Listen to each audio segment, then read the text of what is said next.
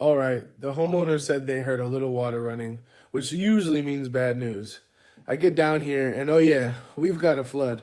Insulation soaked, debris floating, and oh, there it is. That's a full pressure spray. This pipe is completely come apart, not dripping, not leaking, just full on fountain mode. Looks like the solder joint failed. When that happens, it doesn't just kind of leak, it turns into a plumbing nightmare.